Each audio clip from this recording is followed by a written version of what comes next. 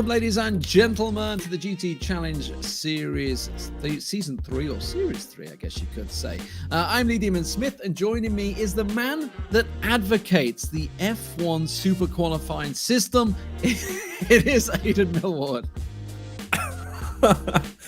Oh, you had to go and do that, didn't you? No, I'm fully against the new F1 qualifying system, but yes, we're here for GT3 or GT3 Challenge, GT Challenge. You've really put me off now. Why? Can we start again? Can we start again? Yeah, it's great to be here at the Nürburgring again. Obviously, a week after the GT Pro last week. And the BMW support races as well as a track that's a firm favourite with rFactor 2.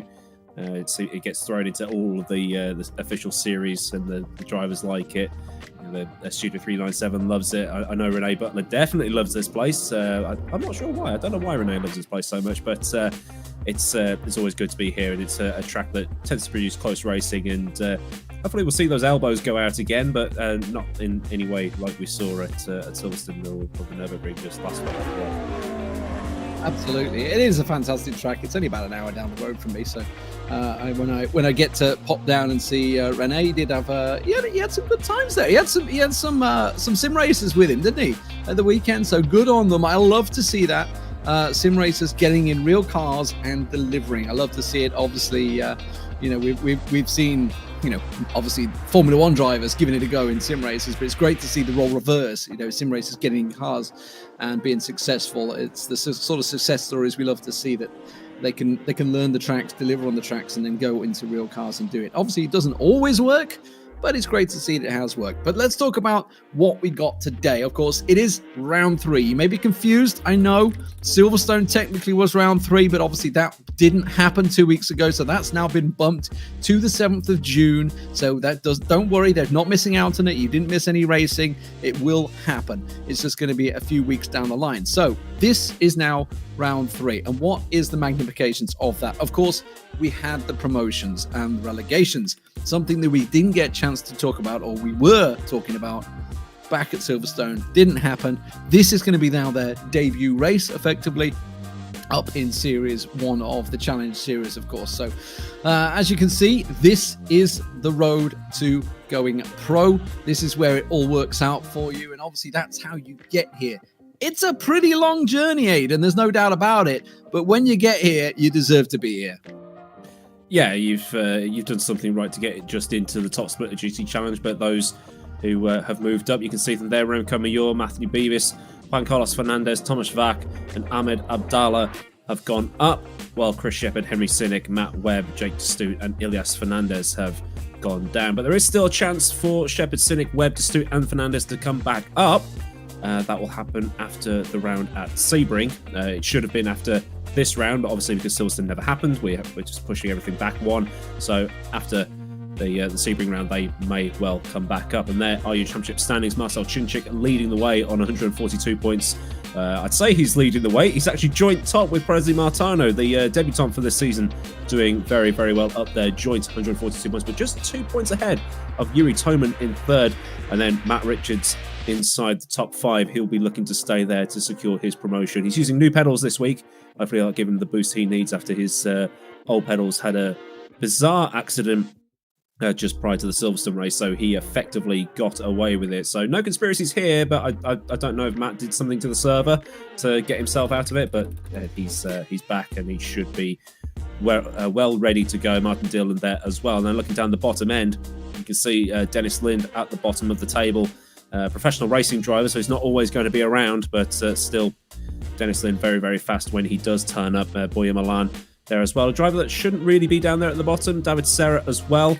A quick driver, and Giancarlo Velarde there with just 109 points. So it's quite tight down there at the bottom and very, very tight at the top. So still all to play for. And there's 2 of the people who have come up. That surprised me. I wasn't expecting that to happen on the broadcast.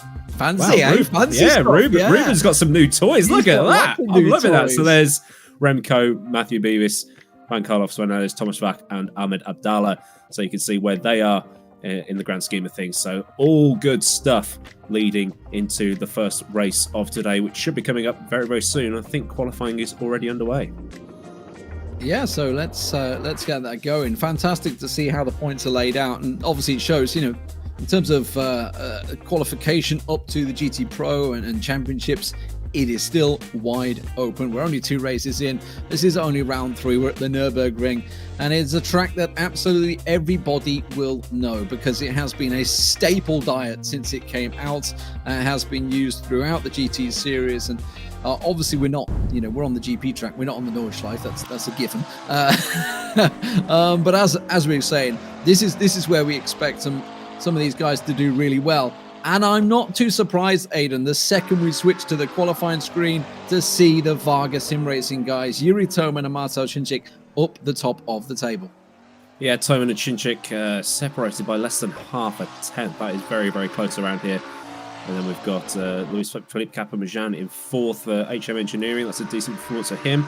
And we've seen Marcel Cinchik just bringing some of the dust onto the track through, I think that's the Michael Schumacher S. That's going to be prime track cut for this race because the drivers are going to try and push the limits there and pick up the track cut. So don't be surprised if you see the words, the driver and then penalty come up out the right-hand side of the timing tower at the top later on, because it's going to be not fun for those who pick them up.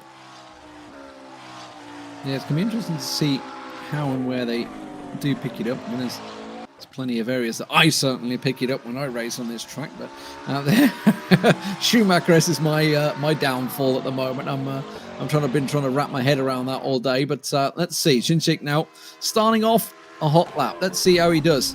Straight into the hairpin. Nice, perfectly took line up towards the Ferris wheel, leading it nice round Mercedes-Benz Arena. As he runs it wide down the gears. Oh, no, it's pulled out. Yep, kick of oversteer going into turn 3 there. So we'll join with Yuri Toman coming out of turn 4, heading up towards the Ford curve, which is a downhill left-hander. He's a 10th up on the fastest lap so far. Well, his fastest lap so far, I should say, because he is the top dog right now.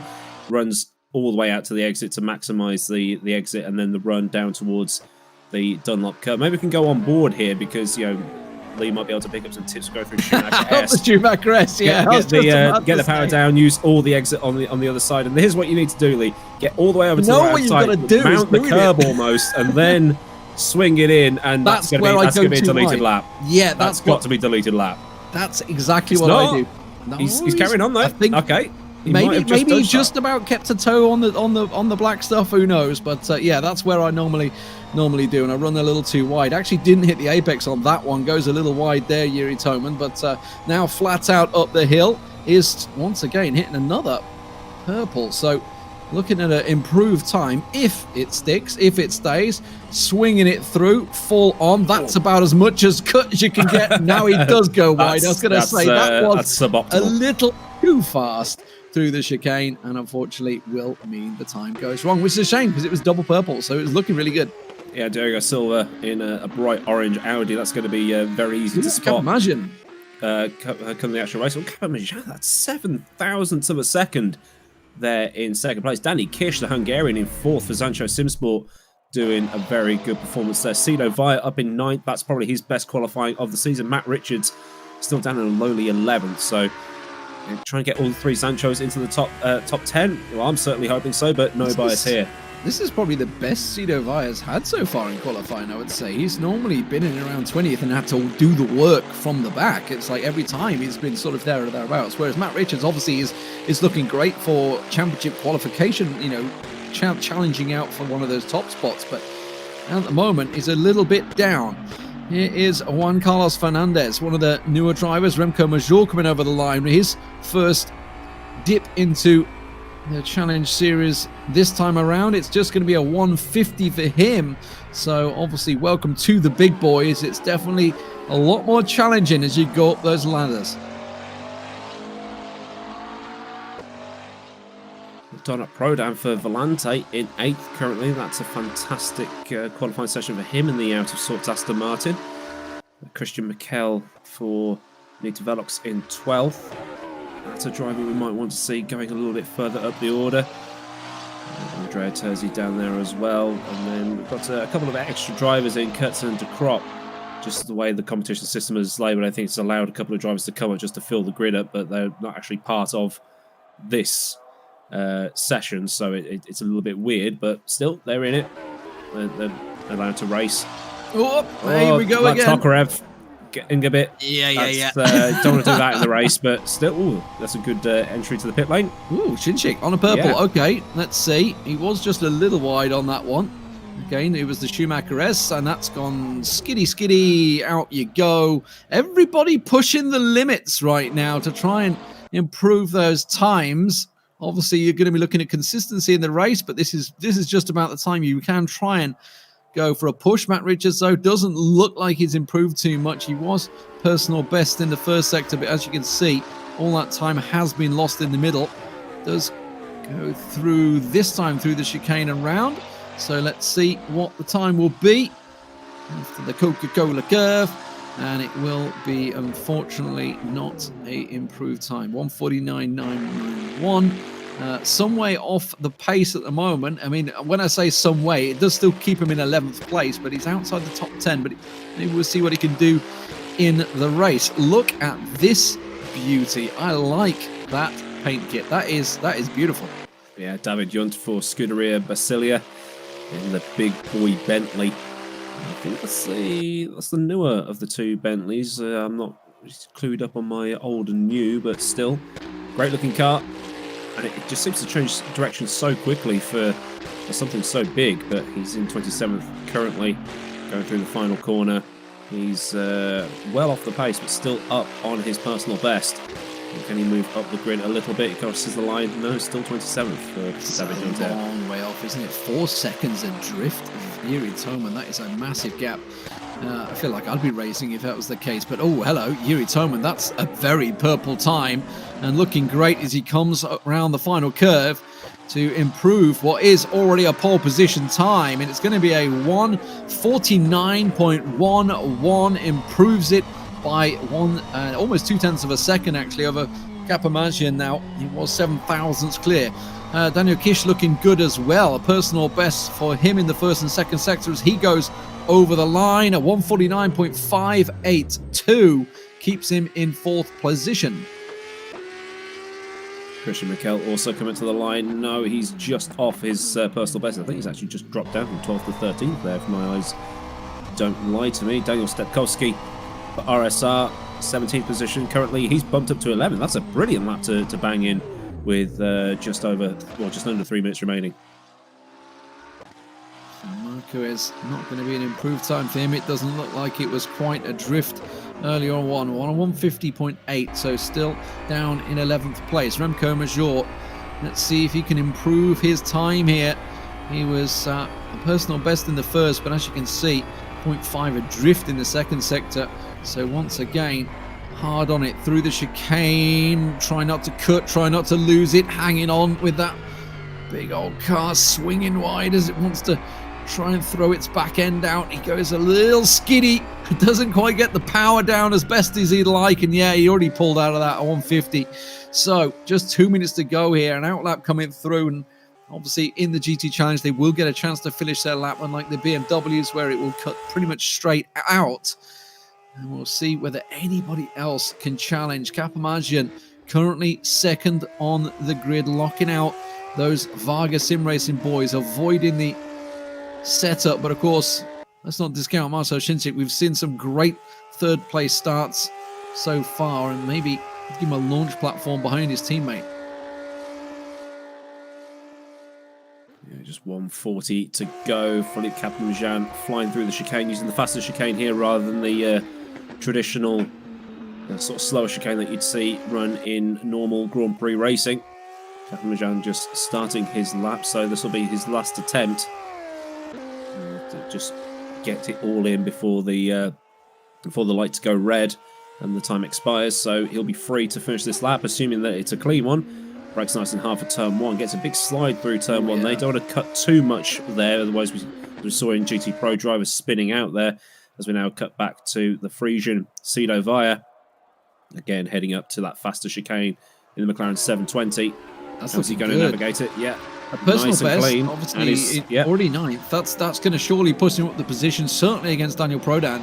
There's a real chance for him to push up, and he needs to because he just got nudged down into 10th position. So an improved time coming out, 1:49.6, a beautiful time, puts him up into 6th place. That is a great time from Cito Vaya just before the end of qualifying. Yeah, it's that's pretty much put all 3 Sancho cars into the top 10. Matt Richards will be looking to either move up the field or consolidate and maybe get that reverse grid pole for the feature race.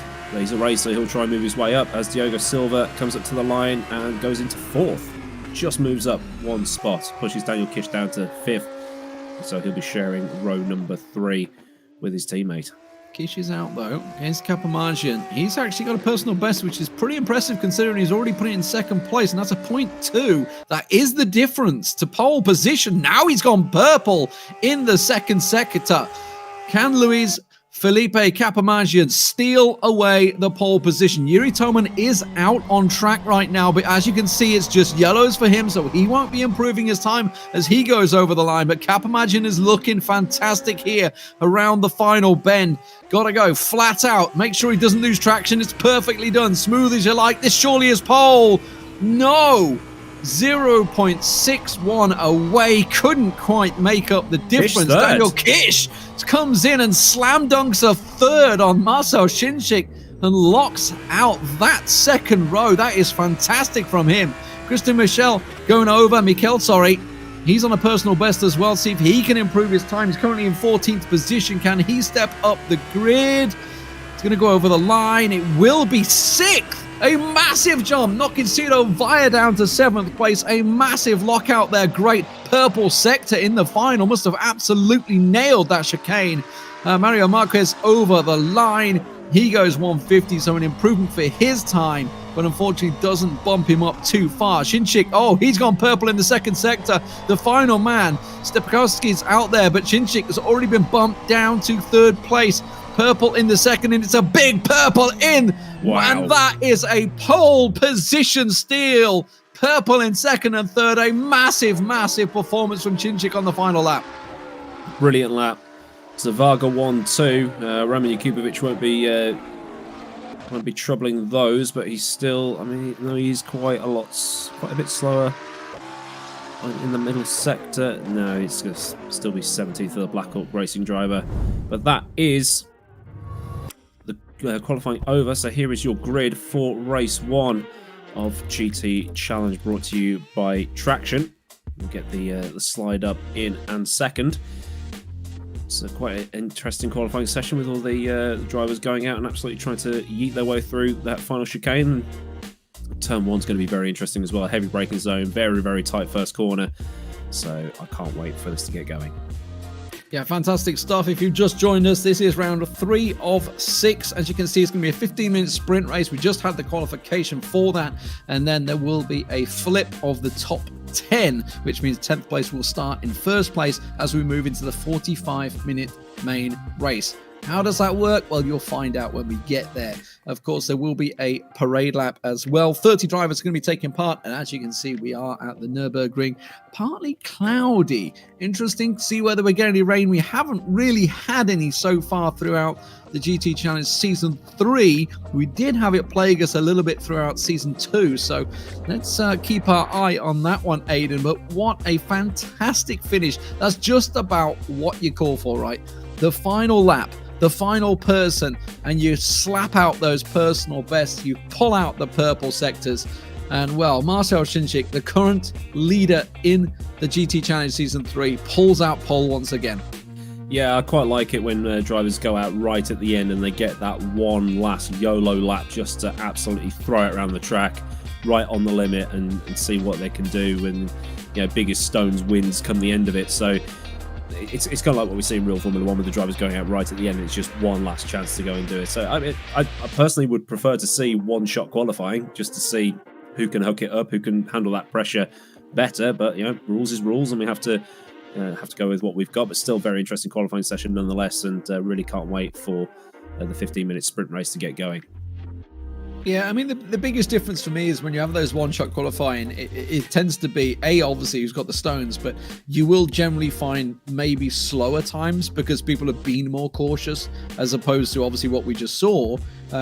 We saw Yuri Toma throwing away a double purple lap, in the final sector, because they're just trying to go as fast as they can possibly go, and then they know that they can just throw it back in the pits and have another go, as it were. Marshall Shinsik here, the pole sitter, fantastic stuff for him in the warm-up lap now. So just having a peek, and it's perfect to see obviously the on-car view of him as he comes around first up to second and flat out up to third, fourth, fifth, and then braking hard into the corner. Great to see these guys have a lap, and obviously, you get to see the racing lines. If you guys obviously at home are playing on rFactor 2 and want to know exactly how it's done, well, watch this guy. This guy, I'm pretty sure he's going to be in GT Pro next season. We've seen him throughout the BMW Challenge Series as well. He's obviously won back-to-back races in that. So absolutely one of the racers that has been challenging the likes of Erhan Yuyovsky in that series as well. Yeah, he's been beating Erhan Yuyovsky, which is no easy feat, and you can see in the bottom corner, you can see his pedal inputs as well. Just a little bit of a lift through the Schumacher S, maybe taking a bit too much curb and gravel on that little bit of the right-hander, and then braking very hard into this left-hander. Quite enjoy throwing the car through here and then trying to get it all down. You sort of put the power down nice and early, feathering the throttle, almost Senna style through there. That's not going to help him too much. This is just a warm-up session, so they've got their race fuel in, getting used to the heavier car, getting used to how that handles, because they've probably been lobbing light cars around for the last couple of hours in preparation for qualifying to get their hot laps in. And they're just going to ease into it and hopefully keep it nice and clean into that turn one, where we saw so much carnage happening in the GT Pro last week. Great to see all the telemetry as well, seeing exactly how they do it, and as you say, wrapping it up with a lap. Full fuel, hard on the brakes, make sure not to cross the white line, and then turn it in. And as you were talking about, obviously you've got to be careful on that first corner. If you pull it too tight in these GT cars, you can sometimes pirouette and find yourself slipping and sliding. Here's Luis Felipe Capamagian, that's going to be starting out third on the grid. Great qualifying session for him. I think he thought he had the front row maybe locked out, but until the final lap after improving his time and going purple, but wasn't ready for the Vargas Sim Racing boys, locking out the front row once again. And the other thing is, while we have private qualifying, everybody can see each other on the warm-up session, so they can get used to seeing where everybody's going to be braking and things like that. Maybe try, the guys who are in teams, so like Zancho and Varga, they can practice following closely, they can practice like overtaking and see where maybe you can send it if there is enough room and things like that, because of course, if gap car, there's a car off on the left hand side. But Martin Dillon here for Jean Lacy Esports in it's the Bentley, so it's going to be very fun, because the Bentleys seem to have a little bit of extra grunt in a straight line, so that will help them going from Warsteiner through Ad Van Bogen up towards the NGK chicane at the latter half of the lap. A bit more grunt is what they need. That's a huge car, there's no doubt about it. Always surprises me to see how nimble it can be around a racetrack in comparison to what you'd think the likes of a McLaren would leave it in its dust on a track day. But they won Bathurst last year, didn't they, in the Bentley? So that's not a track that's exactly suited to a car that big, especially over the top. It surprises me every time, honestly. But here we go. Here is the qualification all done. Everybody warmed up, ready to go. Let's have a look at the grid as they start off their parade lap. All get reset into position. And the nerves, the tension on the drivers right now. Talking about Martin Dillon, I didn't actually see where he qualified. So obviously someone we were talking about quite a lot last week. Obviously did very well. Got himself second place, if I'm not mistaken, in the main race last week. We'd have to double check that, but I'm pretty sure he did. As we get the qualifications confirmation on your screen, Martin Dillon, I'm having a quick look at where he is in the title hopes, but I can't quite see him. But anyway, this is the start of the sprint race.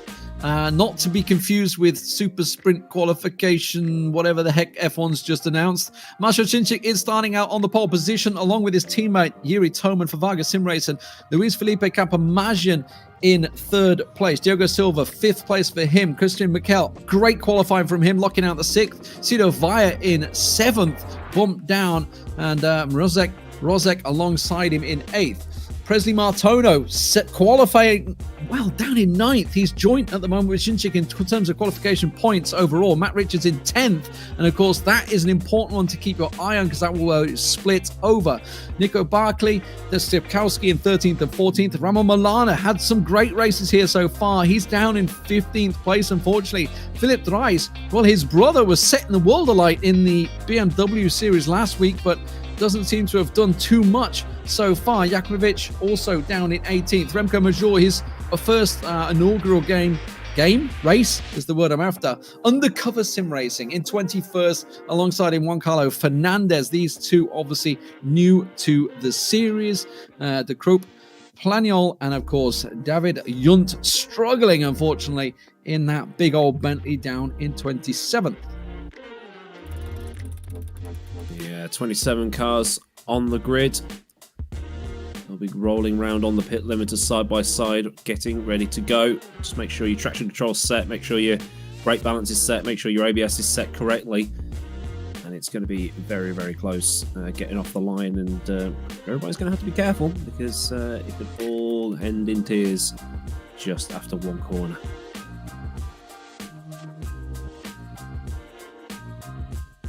So, it's all on the championship, of course. It is going to be a parade lap start. What a fantastic camera shot Ruben has managed to dug out for us here.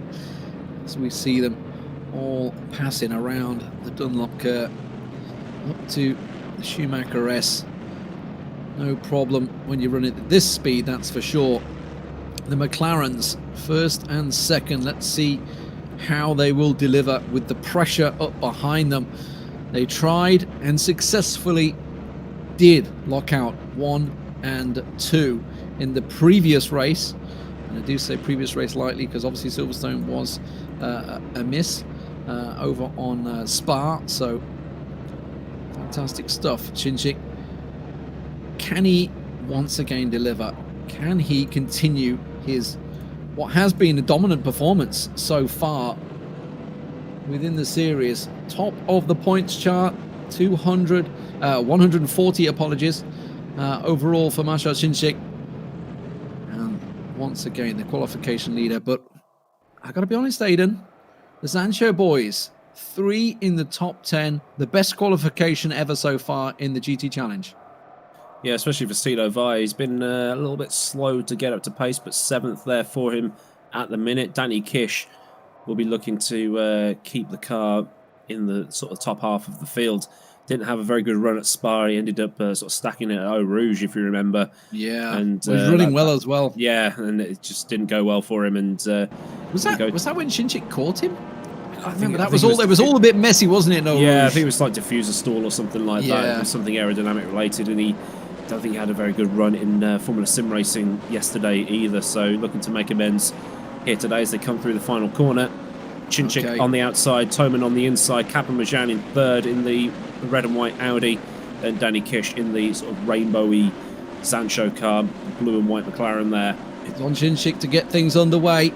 And away we Waiting go. for those green lights, and he drops it hard, and of course he's going to be slightly on the outside here. I got a feeling Yuri Toman might have the better look of him as well because he got a good start alongside. He's got to be a little careful. It's almost 5 wide back there. Oh, someone on the grass. Always get a little scary. I think that was Nico Barkley just running a little wide as they try to work their way through that hairpin, and it is still Yuri Toman that's just about hanging on. Chinchik, of course, will be on the inside sweeping around, and now it does look like Chinchik will lock out that front at last. Ooh, very nearly got a nibble on his backside from his teammate there. Doesn't quite get the power down well, and you see Yuri Toman right under the wing at the moment. Campamagian right on top of him as well as they slam down on the brakes from 3rd down to 2nd, hard on it round the corner, and then flat out as they go down to the hairpin.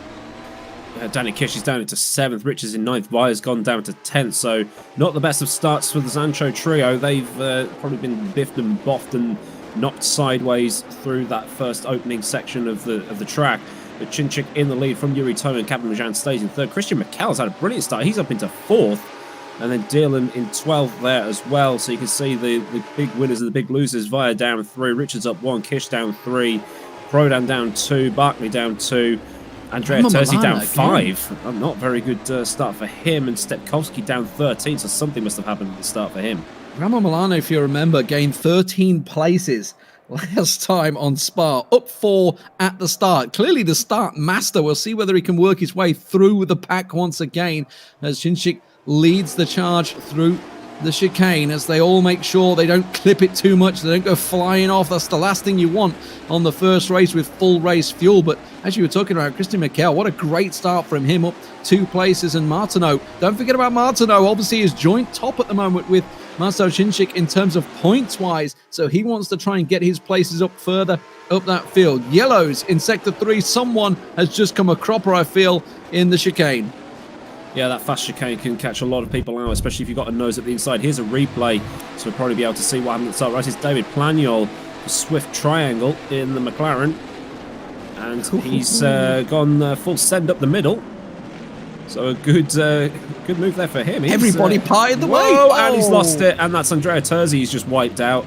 So that will be an explanation as to why carnage aplenty at the back end of the field.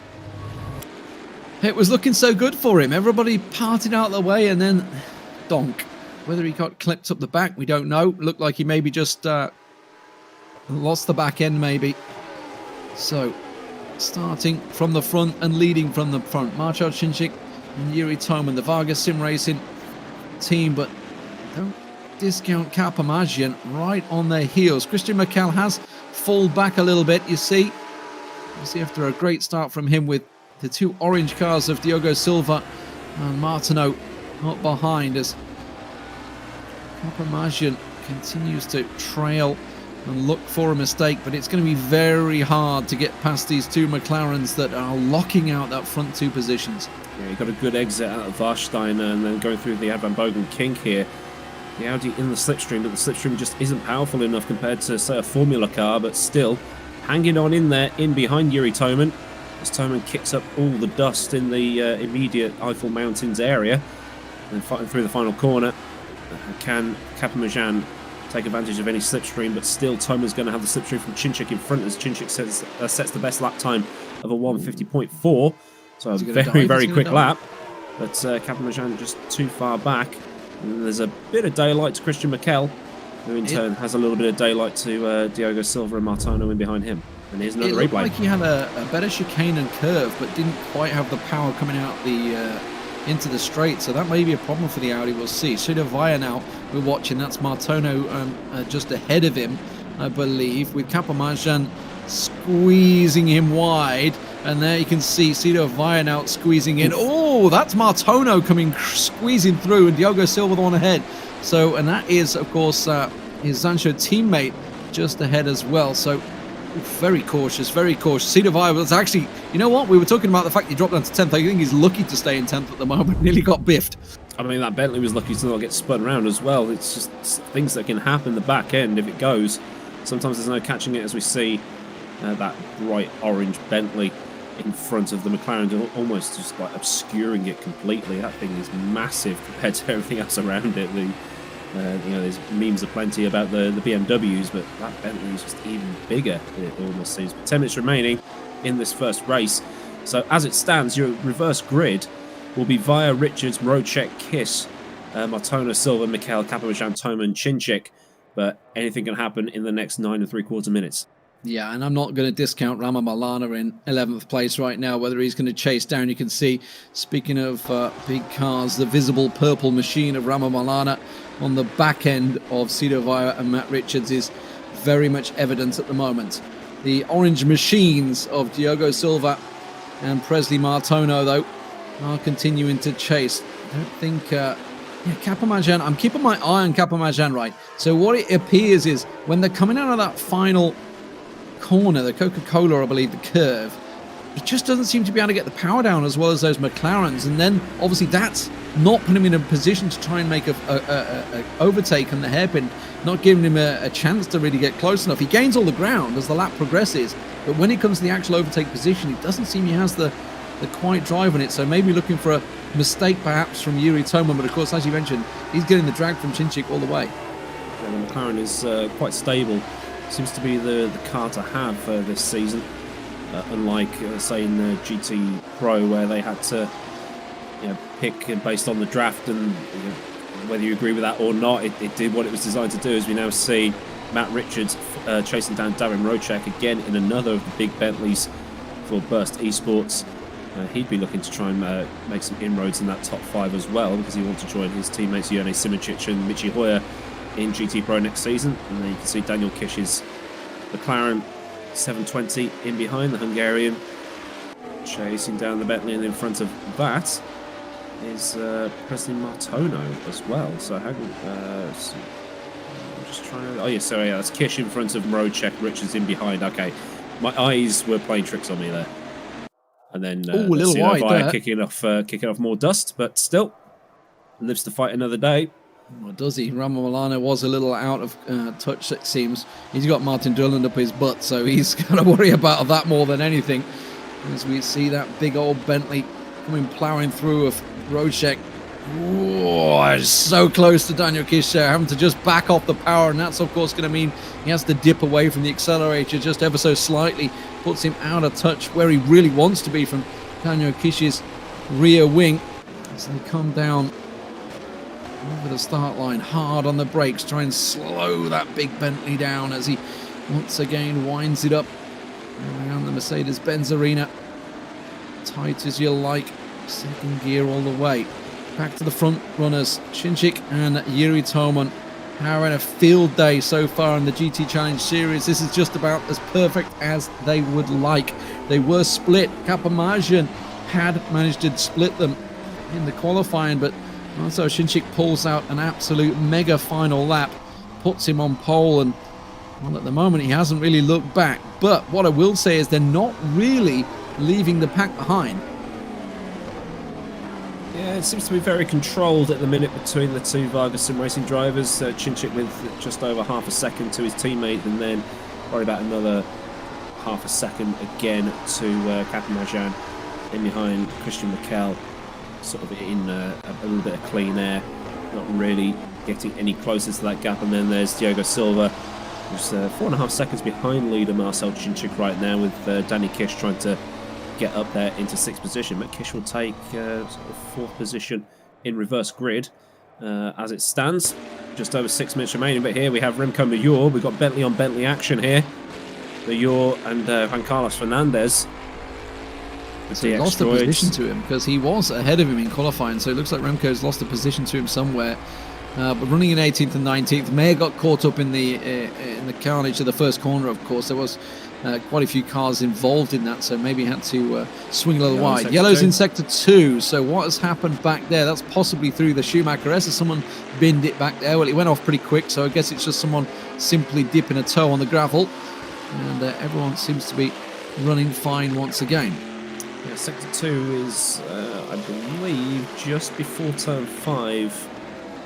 Oh, he's going for it. Remco hard on the brakes, trying to dive up the inside. Has he gone a little too wide? He certainly fent Juan Carlos out wide, but he should be fine. Oh, he's got, of course, the inside line around the Mercedes-Benz. And yeah, keeping it, that Bentley. I mean, it's Bentley on Bentley. That is a great little undercut. Oh, just a little too biff. I think he went just a little too quick. And of course, both these drivers coming up. That's kind of a bit of back and forward, but Remco has managed to make it stick. Yeah, it's good elbows out racing there from the two Bentley drivers. As we now cut back to Diogo Silva in the bright orange Audi, followed by another bright orange, technically another bright orange Audi, because it's a Bentley, or is it? Rocek. I've messed Rocek up. or Martono? Who are we talking about? Bentley owned by Audi. Bentley owned by Audi, nice. But at the moment, it is going to be Kish on the back end of Rocek, and just ahead of him, Kish is actually having a look at Martono as well. So Richards wanting to get closer, yeah, definitely closer. Diogo Silva worried about Martono, but Martono himself. Look at that straight in line a speed on tricky that spot. Bentley. I mean, they're built in crew, but it's a cruise missile. Tumbleweed. It took a while, yeah. Actually, speaking of, Diogo Silva's actually caught up with Christian Mikel a little bit here. Mikel seems to have backed away, as has Kapamajian off the back of Yuri Toman. So they've sort of just paced themselves. We have just got under 4 minutes to go here, so probably going to get another 2 laps in, as Cinchic's already over the line.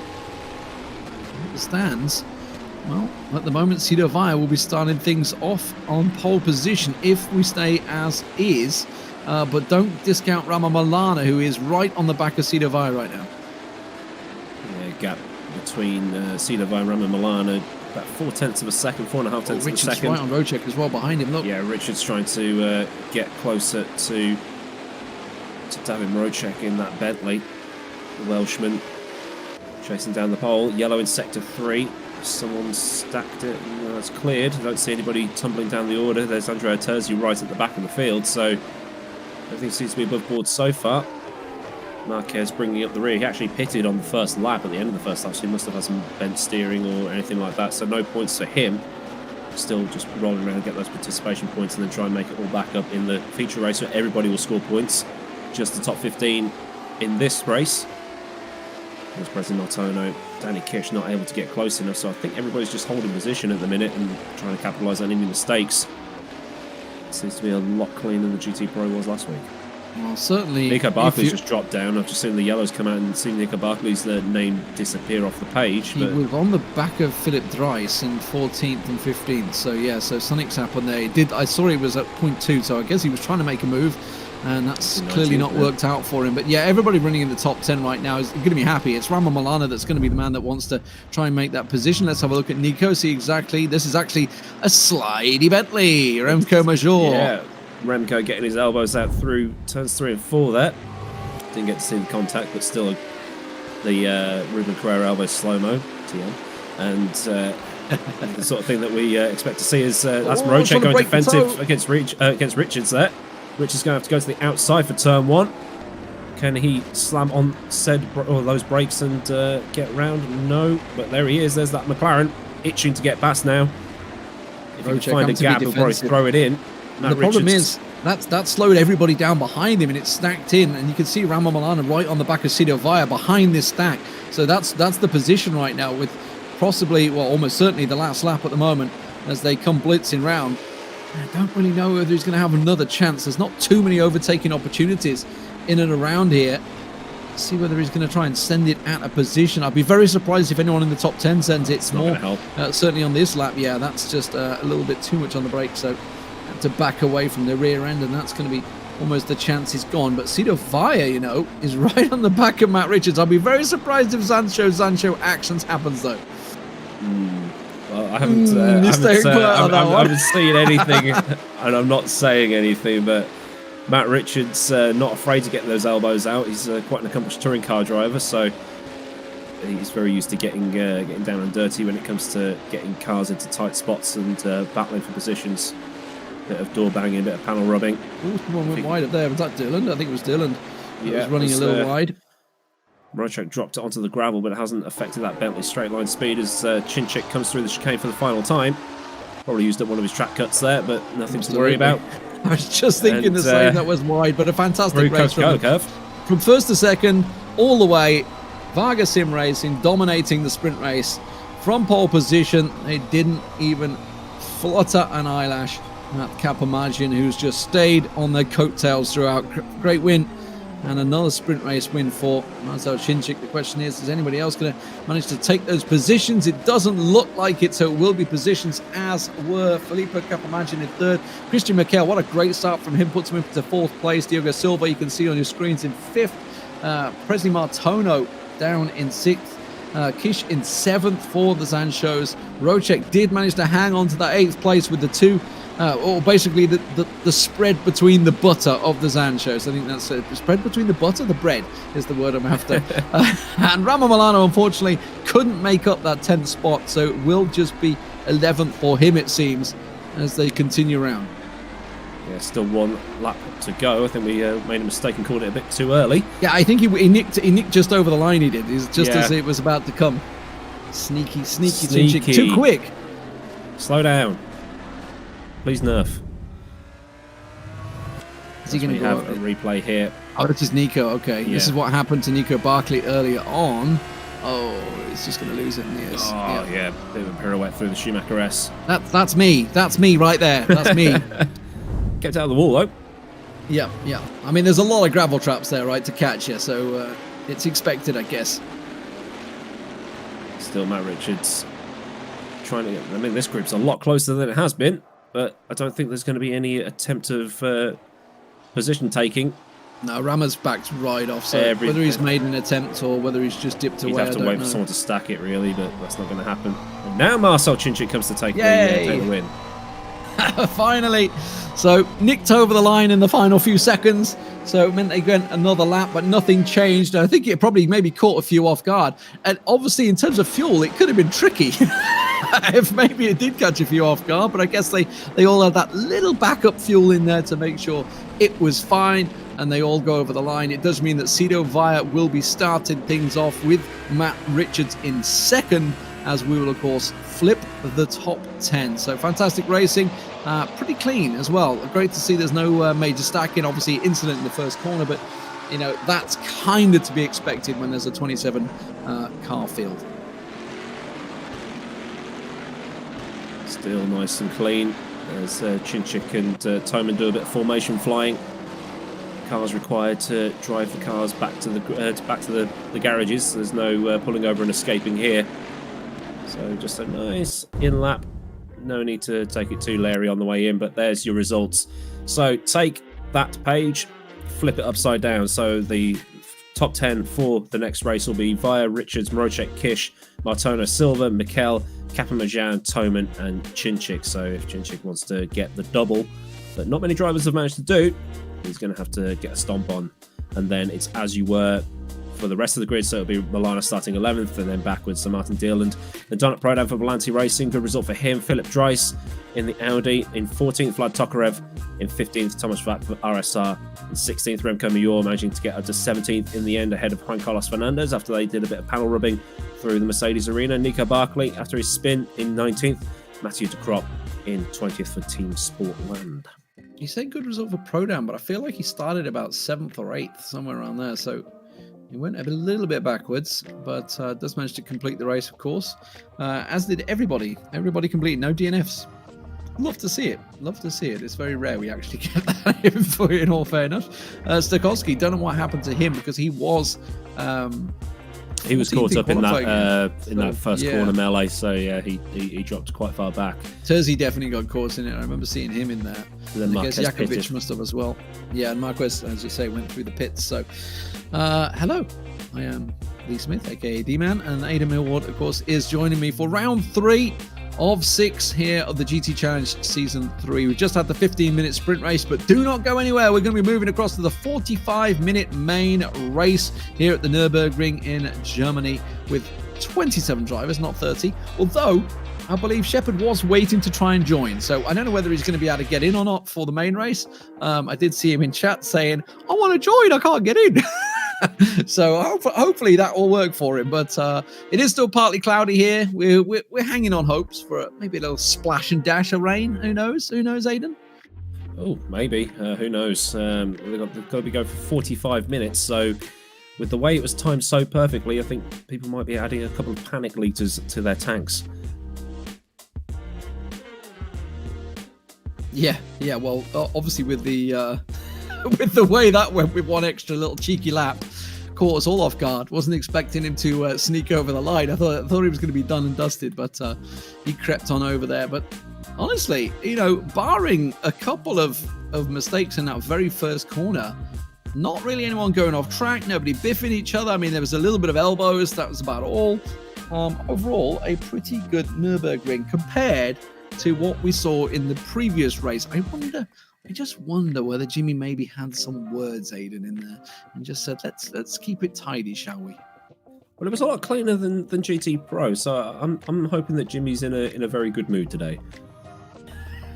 Is he ever? He's always in a good mood.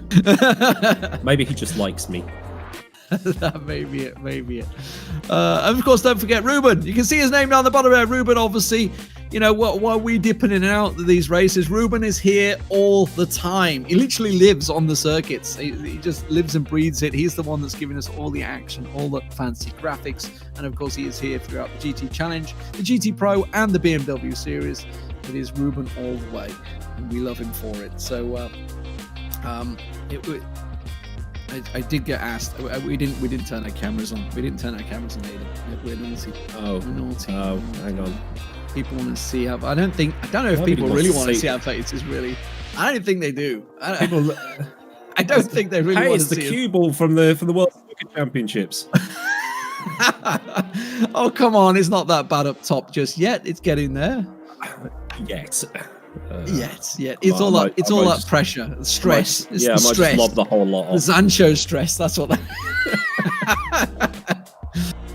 But yes, hello, ladies and gentlemen. This is what we look like. It's what we've been talking about. Obviously, I've been watching race action all weekend long, so I'm very much in the spirit. And we were somewhat caught off guard by the whole sprint qualification malarkey that came out today. Maybe it's something we'll be looking at in future. But yes, this is obviously different. We're in GT, not Formula One. Is what we're referring to. If you don't know what it's about, well, neither do we really. I don't think anyone does, even the guys that came up with it. No, it's pretty mad. Hopefully, we won't see any of that coming into this series. We like our qualifying and then just going straight for reverse grid. So warm-up is just starting. You see the little ticker in the corner. Got about 4.5 minutes to just practice with their race fuel on, and hopefully make sure that everything's above board, and we get another 45 minutes of clean racing. Yeah, it's going to be all about the start. See how the start's going to work out. We saw it was almost 5 wide at one point, with Nico Barkley taking a bit of a George Russell along the grass. Didn't luckily bin it, so it was all good. And as you say, just about getting used to the full race fuel now, completely topped off into the 45-minute race. There was no refueling stop, so going to be carrying the full tank and hoping that they don't cut too deep like they just saw there. Just a little cheeky peek, and Sancho will be starting out, locking out that front grid with Cito Vaya and Matt Richards, and that's a fantastic position for certainly Matt Richards to be in, obviously in a position to try and put some pressure on the points. He was, before we started this sprint race a moment ago, was in 4th place overall. So obviously, you know, with Chinchik and Yuri Toman in 1st and 2nd, it's certainly going to push them up. But Matt Richards, I'm pretty sure, will have surpassed Presley Martono now. No, he won't, because Presley Martono was in 6th place, I think, overall. Yeah, Matt Richards is aiming for GT Pro next season. Determined to actually make it this time round. And he's doing a good job, being nice and consistent so far. So won't put it past him. Currently 4th in the standings, although we don't know how that's going to be affected as of yet. But still, it's going to be good if he does make it and starts to try and put himself up against the best in the world later on in the year when the series comes back. Remco Major, great to see him and Fernandez having a tussle. Something I've no doubt they've done throughout the Series 2 that they were in. Obviously, they got promoted up here. So ending out in, I believe, 17th position overall. I think he qualified in 21st, so managed to gain some places. Almost going on 2 wheels in that Bentley. It was a little squeaky sideways moment there for Remco, but obviously someone that's looking to improve his points. Obviously, when you are down in the second series, you don't earn as much points as you would here in the GT Challenge. So definitely looking to benefit on that and make as much as he can. As you can see, these are the drivers that did come up. So Remco Major, Matthew Beavis, I don't believe is racing today. Juan Carlos Fernandez certainly is there. Thomas Fak and Ahmed Abdallah. It does mean we lost Chris Shepherd. However, I believe Chris Shepherd's trying to get in here because obviously we've only got 27, so I think he's in a position where he can actually join this one. Henry Cynic also gone down, Matt Webb, Jake the Stout is actually racing in this as well because I've seen his name there as well. So obviously, you know, there is that buffer that if we don't have the full 30 grid, then some of those drivers that are on the precipice effectively will get promoted up. And that's what they've done today. So it goes up and down every 2 races. Next one will be after the next round at Sebring. So we moved Silverstone to the end of the season after it was sort of postponed last time round. Nico Barkley entering the final 30 seconds of warm-up, just sort of getting his car nice and ready for the race. The Audi has a tendency to burn through its rear tyres, so hopefully manages to keep that under control and puts in a decent result for one Akko. As the yellow comes out in sector 2, which is just before turn 4, and then finishes just after Warsteiner corner. So it's that sort of run round the hairpin and there on after through the Schumacher S. So if you see a yellow in sector 2, chances are someone binned it in that area.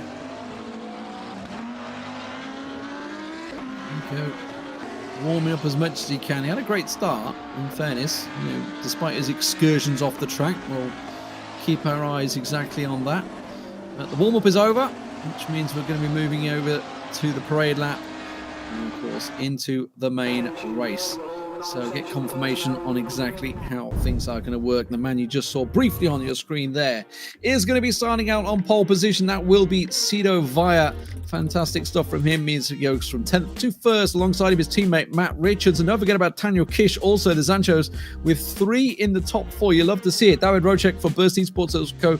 in 3rd place. Down the field, Presley Martono currently challenging in the points, along with Diogo Silva in 5th and 6th. Christian Mikel, great start from him, put him in 4th place, which means he starts on 7th. Who is Felipe Capamagian in 8th. Yuri Toman and Marcel Shinchik from Barbago Sim Racing. Obviously, the 1st and 2nd places in 9th and 10th, which means Rama Milano and Martin Dillon will be in 11th and 12th. Further down the field, Donat Prodan and Philip Dries for 13th and 14th. Vlad Tokarev and Thomas Vac, one of the newcomers, in 16th. Probably the highest running newcomer as well. But alongside him is also newcomers Remco Major and Juan Carlos Fernandez from DX Roids, and of course Nico Barkley and Mathieu de Crop in Mathieu de Crop, sorry, butchering his French name. Annie Kirsten and David Planiol also down in 21st and 22nd. Stakowski and Jakovic down in 23rd and 24th after their incident on the first corner. Andrea Terzi also got collected in that, which means he starts down in 25th, and David Junt in 26th. And Mario Marquez, after his pit stop, will be back down in 27th. Yeah, track limits will probably be a thing in this race. People will go overdoing it through the Schumacher S and maybe the exits of a couple of these corners as well if people get knocked off wide while battling. So Sido Via with a clear track ahead of him and another identical blue Zancho car next to him, and then another one in behind almost. That's Danny Kish's car. So the Hungarian, the Welshman and the Dutchman in the top 4 positions, and then 2 Bentleys as well and an Audi looking to try and mug them into turn 1 if one of them gets a bad start. And as they come through the Dunlop corner, it must feel like an absolute eternity driving around on the pit limiter like they are, but still looks cool with all these cars formation flying. You just see Richards turning off the limiter to catch up and get alongside Via, which is totally legal, as long as he doesn't obviously take blast it off and just ahead. drive off like some people did in a fun touring car race at the start of lockdown. It's totally not the race director for this, but yeah, it's I can't wait for this. The 45-minute races usually end up being absolute corkers. Hopefully it's nice and clean. Yeah, that first tight corner is going to be really what it's all about, and whether they can make it around the Mercedes-Benz Arena without collecting anyone. If we can, we're looking good. We're looking set for a great race. Sido Via starting out on pole position has really struggled for qualification over the last 2 races. But of course here, this is his best qualification so far in the GT Challenge Series. He's been in around the 20th position, which surprises us every time. But then he always made it up with his racecraft throughout the sprint and main race. And now it's great to see someone that, well, we're very familiar with. Cito Vaya, he's been in and around the series in the Pro and the Challenger for all 3 series, so it's great to see him getting a chance up the front here. Of course, let's not forget about Matt Richards alongside him, who's absolutely going to be gunning for that first place in that first corner. Yeah, having started from the front in a couple of reverse grid poles, it is so nerve-wracking when you've got... I mean, Cito Vaya is a lot faster than I am. I'm not the fastest guy in the world, but when you've got people who are a lot faster than you in behind, it's just like, please don't kill me. And you just got to try and put away those nerves and just make sure that turn 1 is nice and clean, and then just take every corner as it comes. And if you finish ahead of those people, brilliant. If not, it's not the end of the world. You still have the experience of running at the front for at least a few yards, as Richards almost gets a jump start, and now Vaya's gone, and the 2 Sanchos have blocked the sandwiched the Bentley there. Silver looking to try and push around the outside, but that puts Matt Richards in the front position. Oh no! Bye, Kish. Oh my word! Daniel Kish goes absolutely flying and nearly collects everybody there. That could have been an absolute catastrophe. Diogo Silva though sneaking through. Look at Rocek though, up into second place and challenging out here. It's going to be around the outside. I don't think he's going to have enough to push in. Margin also moving up there. The Vargas sim race, and oh no, I think we've lost Shinchik. Shinchik's gone off. Shinchik's gone off somewhere further down there. Yuri Toman up into 5th position. What a start from him, as he gains 4 places from the start. Yellow's in sector 1. Definitely Shinchik going off there. So the current points leader has gone off the track. We'll have to get a replay of that in a few moments, but what a start there. And really, actually, to be fair, it was off the Sancho's doing. I hate to say it, but you know, Matt Richards and Cito Vaya almost locking out Daniel Rocek there and just blocking that Bentley. And then consequently, we saw the Sancho just fly by from Daniel Kish. I don't know whether he got a tap in the back or whether he just put a toe on the grass, but either way, he could not brake and he went sideways.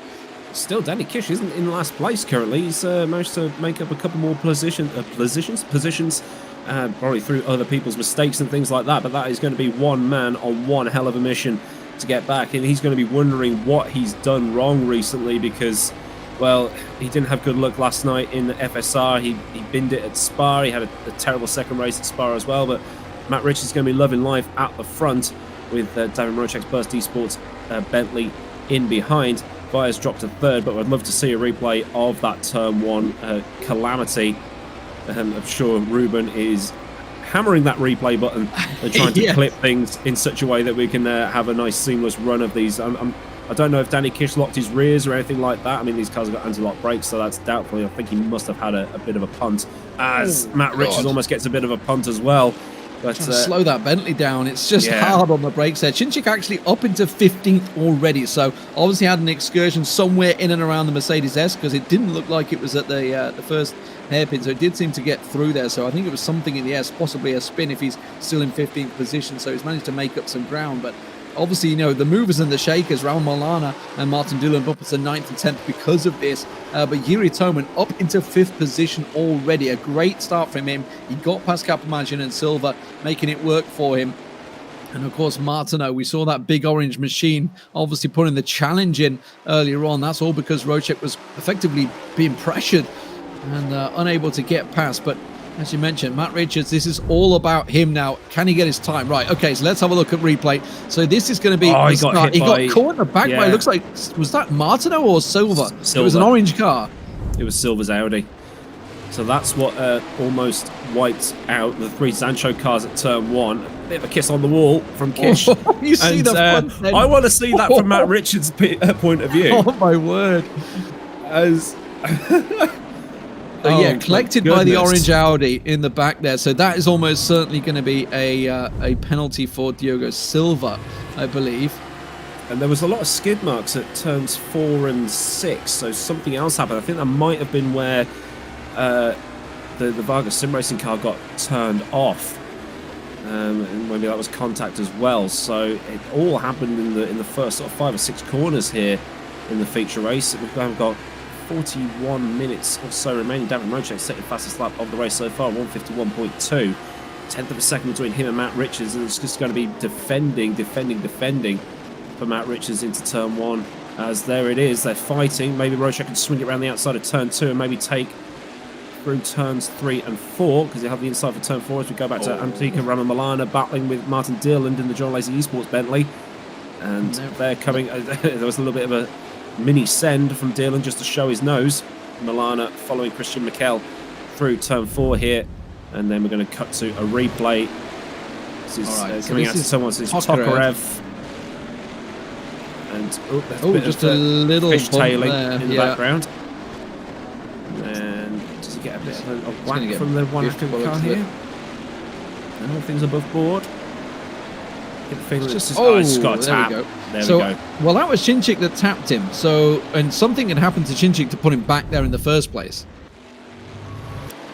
Yeah, it just something like they bumped and they both spun, and that's what tipped them down the order. So I think it's just one of those things that the collision just sent them both off. But the top 3, very, very close. The top 4, in fact, just saying the top 4 separated all the way down to 7th, really. Yeah, top 6 to 7th separated by just over a second. So very, very close racing. Very, very clean as well between the leaders. Matt Richards just holding on for dear life out the front here. And coming through the fast chicane. I think that's pressure. Rocek's looking on the outside. Matt Richards used to this close quarter fighting. Again, seasoned touring car driver in rFactor 2 and things like Race Room as well. So he's able to soak all this up. You think Rocek would have a decent run into turn 1, so Matt Richards is going to have to do some defensive defending. As just slowly, look, you see big boy Bentley is just looming in the mirrors. Yeah, slowly coming across the track. Okay, hard on the brakes. He's got the inside line, but can Rocek make it work around the outside? He will have the inside of the Mercedes-Benz, and this is looking great for Rocek now. He should be able to have position, and he absolutely will. Can Matt Richards undercut once again? Drops it down to first, then into second, and tries to put the pace on. Richards should be able to hold on to it around the corner here, because that Bentley wasn't able to wind it up, but no. Rocek holds it. Can he get the drive out, though? Richards is going to be alongside him, but you can see Rocek's going to have track position as they come into the corner. And now he's going to be on the outside, and Richards, I think, is going to be able to make it stick. Oh, that's a little wiggly from Rocek. That Bentley's so hard to control on the brakes. They're racing like they're open wheelers. This is fantastic, and nobody's been biffed off. It's all very clean. You can see Yuri Toman trying to have a look down the inside of the Dunlop hairpin. A bit of contact there between Toman and Martono in the background. Richards has taken the lead for now. Rocek is going to try and have a... No, he's just going to slot in behind through the Schumacher S. That's safe driving. Trying not to... just about to say, if ever there's a time to not mess it up in the Schumacher S, that was it. But you can see, as you say, Cito Vaya having a look at that as those two battle. And look how much it's drawn everybody closer. Down to 8th place. They're all within half a second of one another. Okay, the Marto Chinchik. So he gets around the first corner. There goes the one. He's having to be hard on the brakes, which is why he's losing a couple of positions here. He's behind Capamagian there in the red Audi. We see... Obviously sticks around here, and they're taking a biff on the inside. That's Christian Mikel, isn't it, I believe, on the left-hand side of him. There's Rama Milana. Oh, he took a big old hit there in the back, which is what sends him wide on the Mercedes-Benz Arena. Yeah, and he's trying to rejoin the track, and then he clips it now because he's going a little wide, and that's what catches out the driver, and that's why he's down to 15th. Oh, I thought he spun with him. It must have been just the way that the looking back camera showed the car get that fishtail. But Toman through. Toman up alongside Cito Vaya, just behind them. Yuri Toman and Cito Vaya battling further back. So actually what's happened to Cito Vaya, because he's lost 2 positions. Martono and Toman both through on him, and Capamagian also putting the pressure on him now. So what just happened there coming out of the corner? I've got to assume they both had the toe, and I think Yuri Toman must have just followed Martono through. Yeah, unless Cito went wide to avoid getting hit by Martono, and that just invited Toman to go through as well. I'm sure Ruben will pull up a replay of that, and he's like, another one. I've just finished with the other one, but he's doing very, very well. It's one-man band, managing to bring you all these beautiful pictures and beautiful slow-mos. Capamagian wanting to have a look at Cito Vaya as well. So Cito Vaya not having fun out there at the minute. Here's the replay. Cito Vaya, does he just get sent, or does he go too deep? Oh, he gets sent. Oh, absolutely. Yeah, he couldn't turn in. Yeah, he sort of went, what was that? And then nearly lost the time going through as well. So yeah, totally caught off guard there. I just saw actually Christian Mikel under pressure from Ramo Milano as well, just further back there. But Cito Vaya going to be a little unhappy about losing those 2 positions, and that's great for Yuri Toman in his terms of championship challenges. Don't forget about the fact we have Richards, Martono, and Toman all chasing down a Marco Sintic, who currently sits in 15th place. So this is all great for the championship prospects in terms of chasing down and getting towards that GT Pro, because all of these drivers are performing once again. Rocek just within 0.2 of a second of Richards, so that gap has increased ever so slightly. It was up to half a second at the start of the lap. Rocek's managed to pull it back, so that gap ebbing and flowing as time goes on. 35.5 minutes remaining as cars go defensive down the pit straight here at the Nürburgring, just to cover off any attempts into turn 1 as Christian McKellen and Dica Ramamilano are battling, and Kavamajan attempt on Cito Vaya was that. Did dive up the inside but lost it. Obviously maybe outbraked himself a little too much there, trying to go a little too deep. Yellow's in sector 1, so somebody's outbraked themselves a little too hard, it seems. But as you can see, David Rocek from the Burst Esports, that Bentley continuing to hound down Matt Richards' McLaren, putting the pressure on the Zancho leader as it stands, with Martono now 1.5 seconds adrift. So these front two starting to set their own pace at the moment as the rest are battling further down the field. Oh, look at Kapamajan, he's all over the back of Cito Vaya just further down as well, really trying to put the pressure on as he continues around the Dunlop. That gap back up to 0.4 of a second between Richards and Rocek, going through the Michael Schumacher S. As a yellow comes out in sector 2. Who's that? It's not one of those ones that just comes out and goes straight back in, but it has gone back in. It's out for a few seconds, so it just looks like someone may have gone wide out of one of the corners and managed to survive. But Richards and Rocek have managed to drop Martono a tiny bit. Toman starting to look at Martono to take the podium position. So it's been a great comeback drive from Toman in this race. Something we haven't talked about too much is Remco Major up into 10th place, so a great start from him. I believe he started down in 17th, so he's really worked his way through the field as the battles have been happening. This is Martin Drillen, and of course that looks like actually Remco up behind him. Are we going to? Oh no, we're not going to see him spin someone just as I praised him, are we? Oh no, pit stop maneuver coming in. Oh no. Oh, that's unfortunate. That will be looked at after the race, I'm sure. So, yeah, we're praising him for going from 17th to 10th, but that's going to be a little bit of blot on his record, I think. Yes, that may well cost him in the points. This is going to be, from Remco's point of view, just as if to rub it in a little bit more. Actually, in fairness, that's he was already out of control. Spinning, yeah, so actually, good on you, Ruben, for showing 2 sides of the story.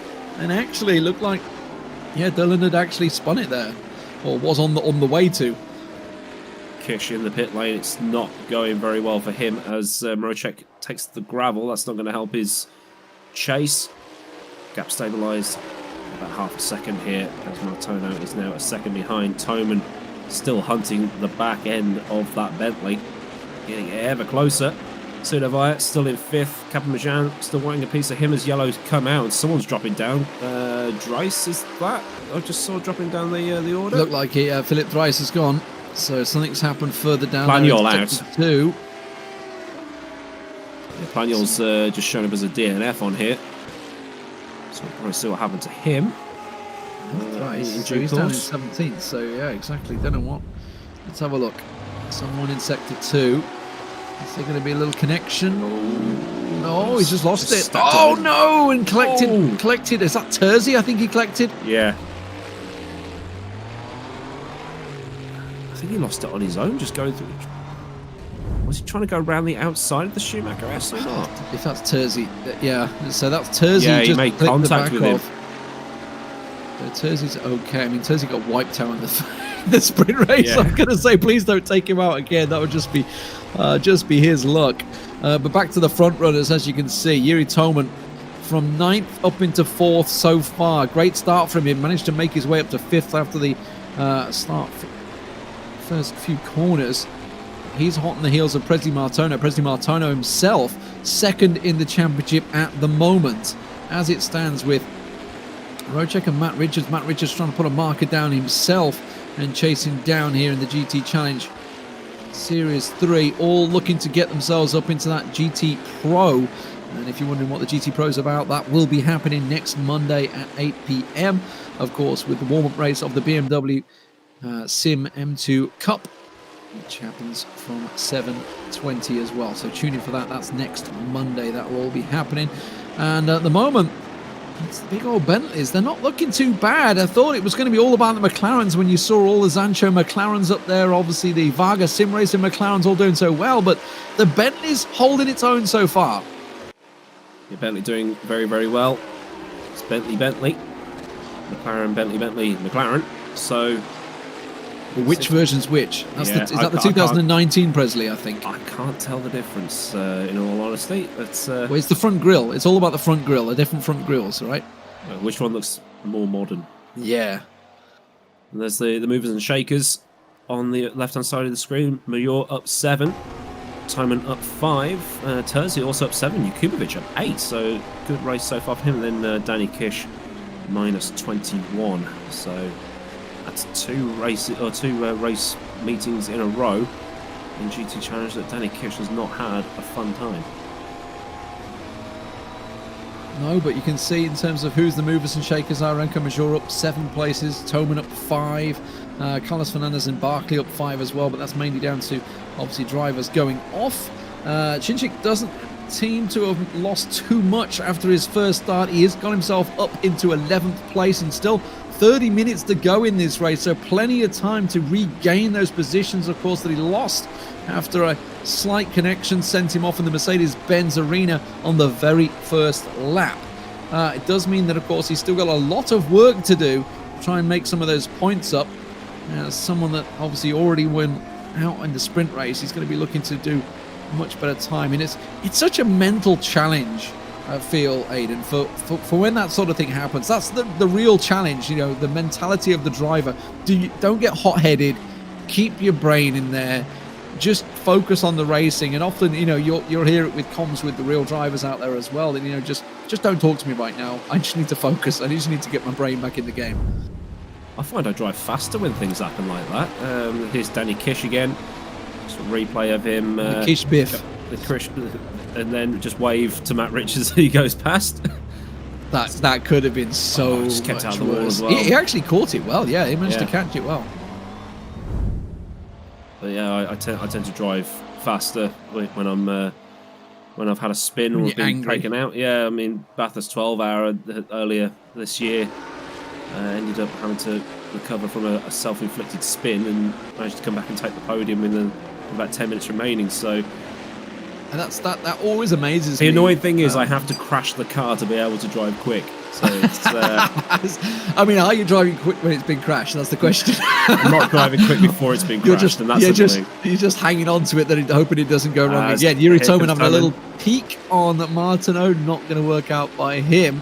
It always amazes me the consistency when I see these endurance races as well. Obviously, this one's in a sprint and a main race, but when you're talking endurance races, you know, I'm just talking about, like, for example, obviously we had the Nürburgring on the Nordschleife at the weekend, and Team Redline, you know, the fact they did 24 hours without a single incident absolutely blows my mind. It shows how good those drivers are. Well, one of them's a current Formula 1 driver. One of them's got the most I rating, and it's just like, how? It's still very impressive to go around the Nordschleife for 24 hours and not have a single incident. It's just superb. So all credit to them. Team Redline, obviously one of the best teams out there, so not too surprising. As you mentioned, obviously Max Verstappen, one of those drivers. So at the moment, though, we have some cracking racing action here. Matt Richards and Daniel Rocek are really going at it. First and second, they're going to get a slow-mo here. Oh no, it's going to be the Kish. Here he comes. Let's see how close he gets to collecting. Oof. Oh. I think that was Matt Richards, right? Was that Cito Vire and Matt Richards? Cito and Matt. Yeah. They were side by side through turn 1. So I'll be checking in with them afterwards and just say, did he wave? Or no? Did he flash his lights? Did he bonk his horn? If not, why not? But here is Yuri Toman chasing down Presley Martono up towards the final chicane. It's not close enough. He can send it up the inside, but it's one of these ones where you've got to be alongside the guy to be able to pull it off.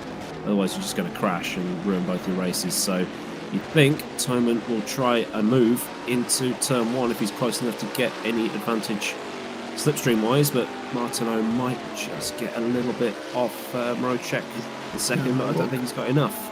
No. Going to try and maybe force him to outbrake himself, perhaps. No, not going to work it, Martineau. And Bentley does have line. straight line speed. Well, that's the things. I mean, it has to. It's such a huge engine in the thing. It weighs a ton.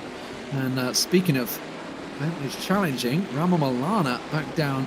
And, well, we've seen Diogo Silva. Still, obviously, no penalty for him yet. I thought maybe have a penalty. Maybe it was just classed as a racing incident. Obviously, he was the one that caught Daniel Kish in the back. Or certainly it seemed to be, whether that was simply a case of being caught out braking. But either way, there was a dink there. No doubt about it, that sent the McLaren pirouetting graciously across in front of the field. All credit to Daniel for actually catching that, by the way, before he went in the wall. That was some superb handling. Yeah, Ramo Milana, though, in 8th place. Not too bad for him. He's certainly made ground up. Diogo Silva doing what he can, but as I say that, it looks like Ramo has just passed him. Yeah, Ramo Milana has got past Silva. Obviously a replay of that overtake at some point. There's Philip Dries and Andrea Terzi. Audi on Audi action here. Heading up towards the Michael Schumacher S. I think they are 2 different Audis as well. Maybe not. But still. We'll see a replay here of Andika Ramo Milana. So getting up alongside here. Simple. It's quite a good send into the hairpin. Bit of a biff up the rear for good measure.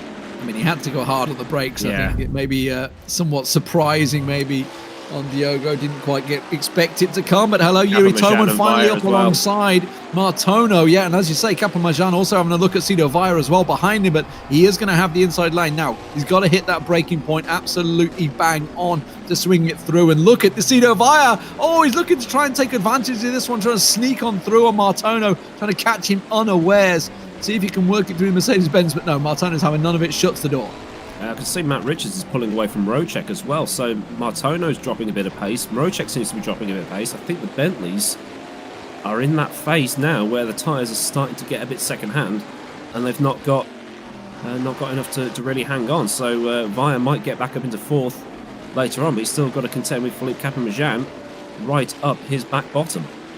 Speaking of people chasing, Shinchik is right on the back of Remco Major, looking to try and regain that 10th spot. That's just further down. I caught him in a glimpse of him, but it does look like Toman's locked this one out, so 3rd place for him. Let's see if he can get on his way. 23 minutes to chase down Rocek to see if he can improve his place, and maybe what a race that would be to go from 9th place up into 3rd so far. Diogo Silva, that's Ramo Milana just getting a little slidey, isn't it?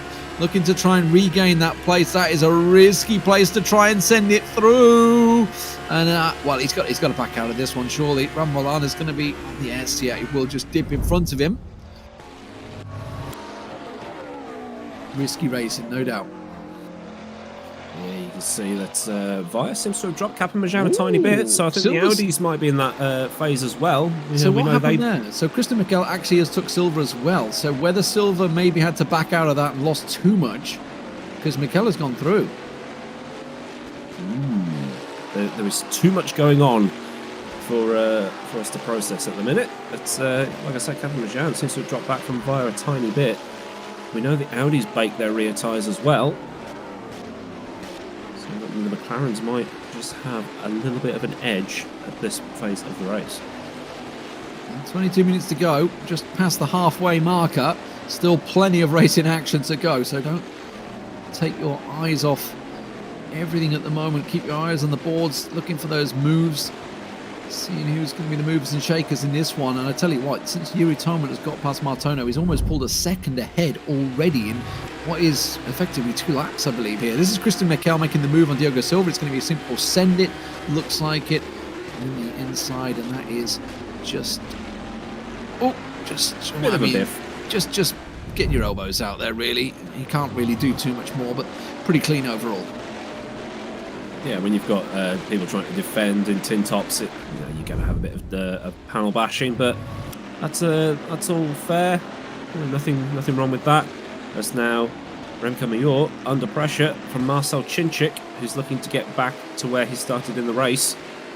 We've seen other Bentleys starting to lose pace. McLaren's still keeping the pace. You can see Matt Richards has got that gap up to 1.1 seconds, maybe 1.2. Toman closing in as well on the back of Marocek. That looked a little wobbly from Remco. I think we just cut away from it just as he was starting to get a bit squirrely. As Major still has Chinchik up in, but now back to Presley Martono. Cedar Vire is definitely gaining. There's no doubt about it. Cedar Vire, it seems that Martono may well start to be struggling. That Bentley, see whether it can hold on once again as they hit the main straight. Doesn't look like he's close enough to have a little dabble right now. Yeah, I think Pseudo's having to do what Toman did and just get progressively closer and closer and closer, and then just get that perfect exit as well. Captain Majan still hanging on in there. 0.1 tells me he's going to try and make a move here. Let's have a look in the background. Yes, Chinchik is through on Remco Major there, so he's back up into 10th place. You could just see it in the background there as he dips on through. So that puts him back into the position where he started. Of course, the pole sitter and winner of the sprint race from start to finish. Marcel Chinchik really started to make waves here. Let's see if he can chase down further onto Diogo Silva, who definitely seems to be struggling in that Audi now, as he starts to slip away from this. Chinchik has managed to drop Remco ever so slightly, just enough so that Remco can't come back. Remco's just turned his lights on. The headlights show. That's how you know that the guy behind means business. Remco just overcooks it slightly into the chicane, a little bit of a wiggle. You see the tyre smoke coming off the front right. Up the hill now towards the Schumacher S as we get a replay now. This will be the replay of Chinchik getting past Remco Major. It's great to see as well. That's the current championship leader on the what was effectively Series 2 leader. Just a bit of taste and say welcome to the big boys. Well, not quite the big boys yet, but almost there. Certainly Chinchik's on a path to be in the Pro Series at the moment, though. And you look at that, he's already gaining onto Diogo Silva the second he gets past. Cedar Vire here, really charging down onto Martono. Martono, look at that, 1.5 second the drift from Yuri Toman already. So I've got to be honest, Rocek, you need to be careful because there is a very hot McLaren charging you down in the form of Yuri Toman and Varga Sim Racing. Oh, that Toman's had a mistake. That gap just went from 1.4 behind Rocek to 2.5 behind. So that's got to be just around here somewhere. He's dipped it somewhere. Get a replay of that. I think I think the timing just it's gone back to normal again. It's the timing from the leader that completely dipped it. We did happen to see a yellow in sector 1 at the same time. It was just a little alarming, but I think we were just fooled by the times of the leader. Is Ruben playing tricks on us again? Yeah. Completely did you. Talk about this afterwards.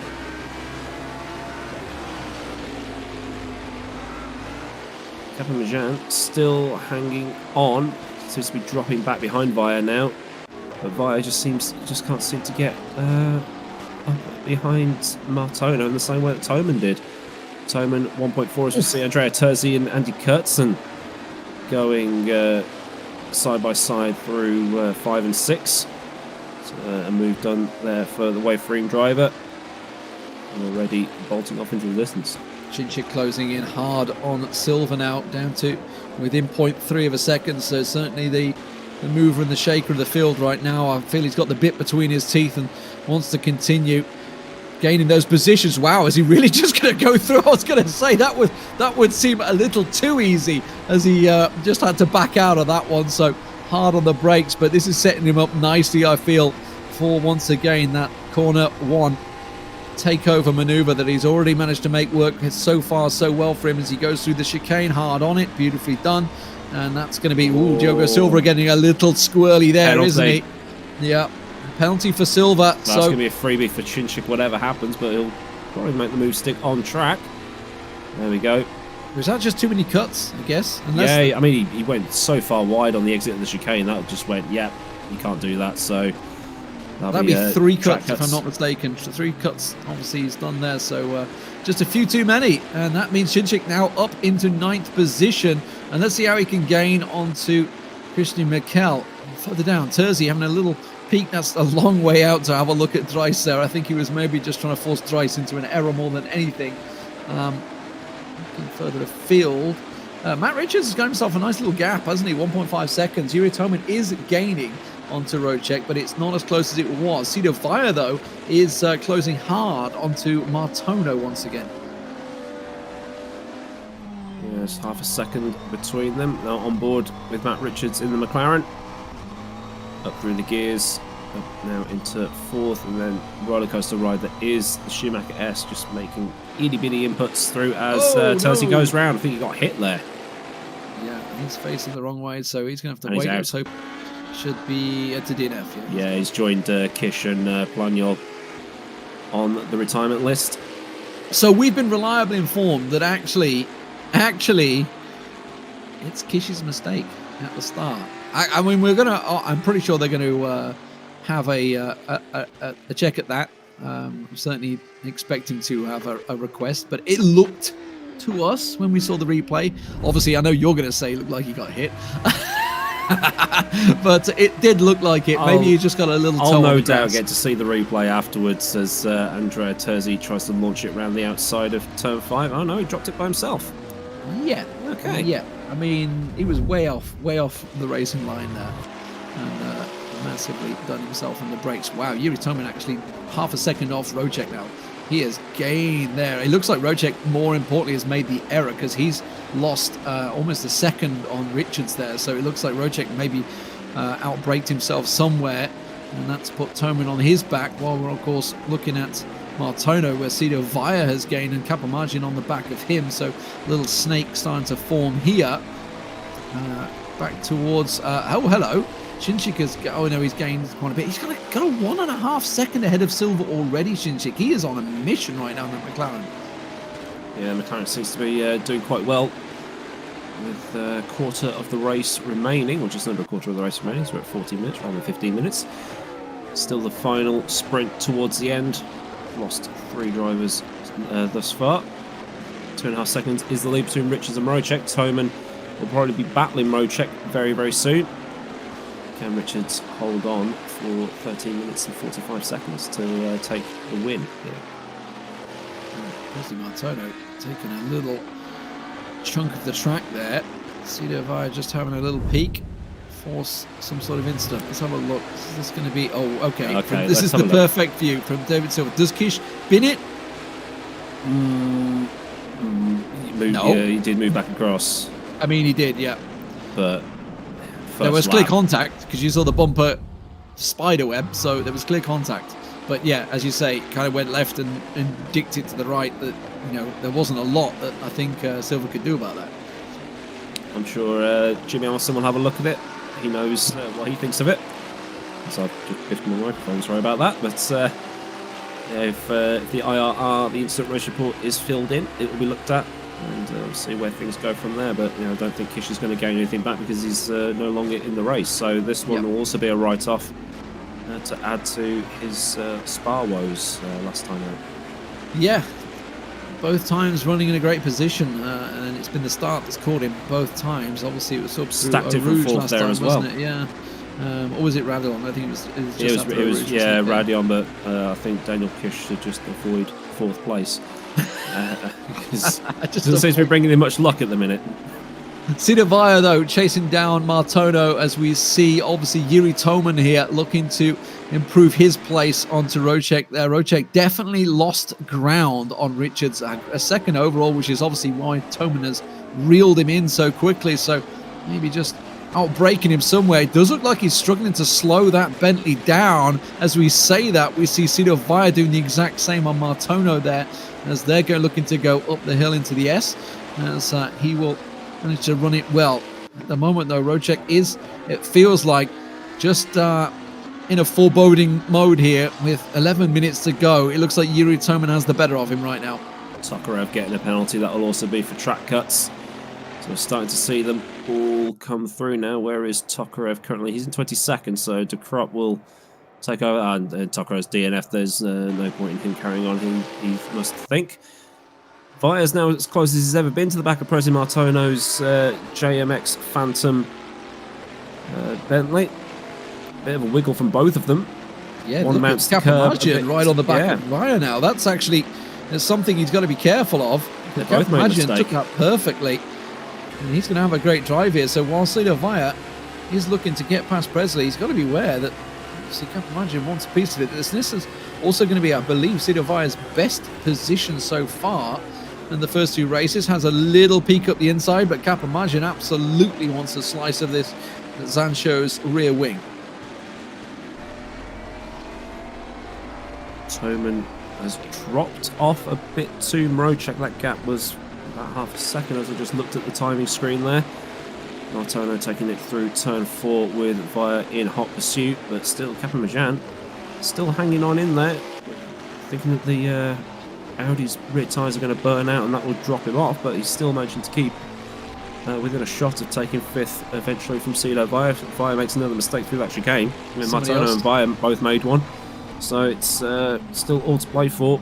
Nothing's a given yet, as Yuri Toman catching right up on the brakes there into Dunlop Hairpin. Absolutely. Chinchik has also gained a lot. He's right on the back of Christian Mikel. If they look at the timing screen, Rocek, though, is just hanging on here. Ooh, very wide there. 10 minutes remaining. And that's almost been a cut, certainly for Rocek. Don't know how many he's had. Of course, no penalty coming out so far, but he's always gone very wide there. And at the moment, he seems to be struggling to get that Bentley under control. Yuri Toman really keeping the pressure down. Chinchik within within 10th of a second. He must be alongside Christian Mikel right now. Further down the field, of course, Chinchik looking to try and gain ground as much as he can after that spin in the early start on the Mercedes-Benz. Possibly both are cutting there as Rocek and Toman took a heavy slice through the chicane.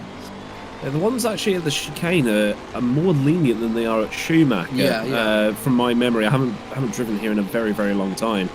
It's more a case of you take the bollard out, isn't it, on the on that chicane itself. Chinchik is through, by the way, on Christian Mikel.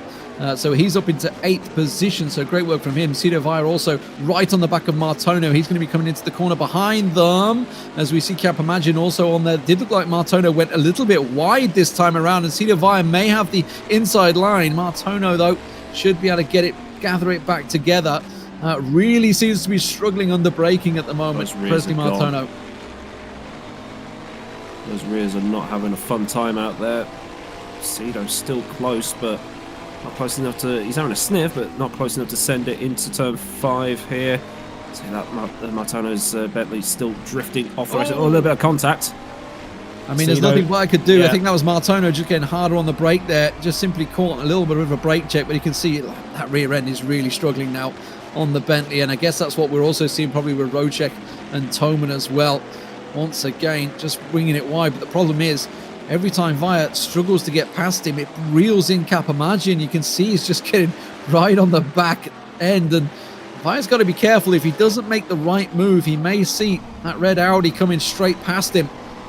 As it stands, further down the field, I'm thinking who else is in Bentley's. Rama Milana is, but he's got a 2-second gap. That may be enough to keep Chinchik at bay in the final 8 minutes of this race. Obviously, Rocek here definitely falling away from Matt Richards. It's looking great for him as a race. 2.8 seconds now further afield. Toman very much all over the back of him as he goes through. And again, very wiggly Rocek through there. But now there's the chance. This is where Toman has to get the hammer down. And same with Cedar Vaya. Both of them, as they come into this corner, have to be on the back end of the Bentley. And that's exactly what he's done. He's got a great chance to pass here in the first corner. Yeah, Cedar sort of lifted out a tiny bit in the final corner just to avoid tapping the rear end. I don't know if that's held him off a bit too much. Oh, that was that. Oh, held and rip. Too much. Capamagin just completely missing his brake in there. Was that Rama maybe catching up behind him? I don't know whether he got kind of sent there, because Rama Milana very much close up behind them. We'll have a little check at that in a moment. Oh, Cedar Vaya just hard on the brakes, almost getting brake checked by Martono there. But Rama Milana, what a great move it's been for him. He's really worked his way through the field up into 6th place. Let's have a look at this to see what sends him there. This is Chinchik on Christian Mikel earlier on. We also see Remco just passing by. And look at that. So there's Ramo Milano. So how far back he is. So definitely managed to make it work. Wow, okay. That is a nice move coming out from Chinchik if that's what makes it work. I guess he's going to undercut once again around. And that's where he gets past Christian Mikel. Yes, it is. So great drive from him as he manages to move himself up into 7th position. I want to see that move into turn 1 again. I want to see if... I think Ruben's desperately looking for it right now. Let's have a look. Here we go. If Martona maybe moved in the braking zone a little bit, seemed to be defending it quite hard. As via Milana had a bit of contact into... I mean, we were talking about the Bentley struggling. Rama doesn't seem to be having that issue. No. He seems to have looked after his tyres very well here. And he's putting the pressure down. So Tidevaya has gone into full defensive mode now, I feel, as he has to try and keep Rama Milana at bay. Interesting to see if there's anything for that accident at turn 1 as a penalty to Andy Kurtzen for cutting. And all these penalties will be for cutting, to be honest. Yellow in sector 2, don't see anybody disappearing down the timing screen, so it just looks like an off-track maybe. Via not close enough with just over 5 minutes remaining. He may go for the under. Yes, he is. He's having a little peek at it. Martono, though, sees it off well. And he manages to keep him in check. Looking further down, Capelmagin did manage to catch it, so he's down into 9th place there. Christian Mikel going past, and let's have a look at the move. This is going to be Capelmagin's point of view. So does he just go way too late on the brakes? Yeah, it looks like it. Just totally. You can see how far Ramo Milano is behind him. So there was no contact in the back. Just completely misread his braking point. You see Martona move back across in front of Cedo, so that will be looked at as well. But not good for Louis-Philippe Capelmagin. Doing so well up until that point. He's now down in 9th, half a second behind Christian Mikel. Driving Vinita Velox there in an Audi. Chinchik up to 7th position and is on the back of this train now. I just wonder whether there was any damage maybe to the car, because it does seem that Ramo Milano is all over the back of these at the moment. Tidevaya desperately defending. He's gone from attacking to full-on defensive mode at the moment as he tries to get past Martona. Martona just causing his snake, and look at that. Marcel Chinchik is up behind this train now. He has gained, that was a 2+ second gap, so while they've been battling, it's definitely caused a problem. Look at this though. This is Yuri Toman. Oh, Rocek just turning in on Toman there. Nothing he could do about that, Yuri Toman, but he does manage to save it, both of them hanging on. Look at this though, Chinchik on the back of Ramo Milana, and a potential chance here to gain what is a potential 3 positions and possibly get up into 4th place. That would be incredible for Chinchik. Still 3 minutes to go, so a possible 2 laps to go here as they continue round. Matt Richards has it in the bag. The question is, who is going to be 2nd and 3rd at the moment? It's all up for grabs. It is indeed the battle here for 4th position. Just incredible racing. Bit of door banging. People skipping chicanes. It's all hotting up. It was nice and clean up until this point. Now it's all hotting up. Everybody trying to grab those last positions in the final few minutes, as this is Yuri Toman going through and just clips the back of the Bentley. Be interesting to see that from a few more angles, just to try and get a better view, just to see if one turned into the other or one went straight on. But still, they both survived, and that's the important thing. I mean, the fact is, you can't really have too wide through that chicane. It's as simple as that. So, like you say, whether Toman was in position or whether Rocek was just simply sticking to his racing line, but either way, he's still right up on each other. Chinchik also very much on these. All the cars certainly worn and weathered, low on fuel now. With 2 minutes to go. How are those tyres feeling? Well, Ramo Milana got certainly squirrely there, and Chinchik will have a feel that he can get past there. Certainly going to have the drive, won't have the inside though, so he's going to be around the outside. Chinchik trying to stick it, that big Bentley being brutish as you like, as he tries to force his position back in there, and Chinchik had to give it up. Yeah, he's already tried that once and managed to make it succeed, so why not try again? It didn't come off from this time. That's allowed Tidevaya to pull away ever so slightly, so maybe Cedo might get that opportunity that he wants into turn 1. So there's Richards going through the chicane, and then there's the contact between the Vargas Sim Racing car and Darren Rocek. It just looked like Rocek turned in on him. Oh, hello. Who died? We just saw someone going wide there, but I don't think it's Toman, Yuri Toman down into 7th. What's happened there? So he was obviously having a move on Rocek, so something has happened connected between 2nd and 3rd there. It means everybody moves up a position here. So Chinchik looking to try and maybe turn in around Rama Milana. No, not going to happen. Cedar Vire also in there. Oh, that was a heavy cut. Yuri Toman hard on the brakes there as Rama Milana just shuts the door. Brutish as you like. Meanwhile, you can see just ahead Cedar Vire. This is going to be Yuri Toman. Let's have a look at the replay here with Rocek. So he tries to come in and around there. Rocek holding position. Looks like he gets a better drive. That's a risky overtake, but he does try and send it up the inside there. Yeah, and just made the contact. I saw a car off on the outside, but I didn't know who it was. I thought it was someone being lapped, but yeah, it turns out it was Yuri Toman beating it from potential 2nd place. Toman's own fault, already been told on that one, so simply puts the Varga Sim Racing down into 6th and 7th. Still not ideal for them, but still an improvement really on where they started on the grid. It does mean that Matt Richards, with half a second to go in this race, obviously got to pass over the line. He's looking fantastic for the win. That would be great for his championship challenging contender titles. Obviously he was in 4th place, so that's going to send him right up there and probably put him into possibly 2nd or even 1st position at the end of round 3 with the points tallied up. Rocek and Martono also 2nd and 3rd at the moment. Will Cedar Vire be able to make a move here?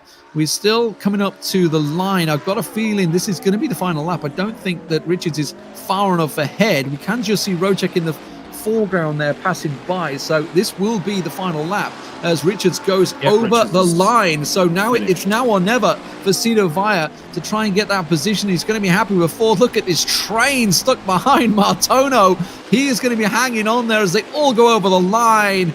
And Chinchik in the end, well, I got to be honest, the ground he made to get up from 16th back into 6th place after that collision on the Mercedes-Benz Arena is fantastic for him. Rama Milana has made up some serious ground. He was 11th, ends up in 5th place for him as well. But Matt Richards, what a fantastic drive for him in the end, coming out in 1st place. It could have been very, very different if Kish had connected at the start on the Zanchos. It would have been a full Zancho on Zancho action. There would have been a lot of blue, white, and orange and purple coloured carbon fibre littering the track, as we see what exactly happened with Yuri Toman. Just went for that send into the final corner, didn't come off. The Bentley being the unmovable object, and there's the rest of the field just picking up their freebie. So that put Martono back onto the podium. And great defensive driving from Presley Martono to cover off Cedo in every aspect. Although there was that moment where he did potentially move in the braking zone, so I don't know if that'll be looked at. Only if Cedo puts in a complaint. Only if Cedo puts in a complaint. Grasping, I believe there. But there's the final confirmation. Matt Richards does come out 1st in the main race here of the GT Challenge Season 3, of course, round 3 overall at Nürburgring. Rocek, great drive from him in the end, does hang on in the Burst Esports in 2nd place. Presley Martono in 3rd in the JMX. Cedar Vire in 4th in the Zancho. Rama Milana making places once again. I feel like I've said that every time. Up into 5th place for Legion of Races. Marshall Sinchik does gain back into 6th place after a spin on the 1st lap. Up into 6th for him, and his teammate Yuri Toman in 7th after just that mistake in 3rd place. Could have been a 3rd, but it's in 7th in the end. Christian McKell, 8th place for him. Luis Capamagian just outbraking himself. Real with a big chance of trying to get into that 4th position, but completely sended it in that 1st corner. Puts him down into 9th. And Remco Major, what a great race from him in the end. 10th place overall. Recovering really what was a dangerous start. And obviously starting out in 17th place in the main race there, Aidan. Yeah, managed to get back up the field and do what he needs to do. And we see drivers down the back end of the field. Thomas Schwark, Mario Marquez had a better run this time round after his carnage in the first one. And Andy Kurtzen had a penalty for track cutting, so he finished down in 20th. And then we'll just see the final few drivers, David Junt and Matthew de Krop finishing right at the back of the field.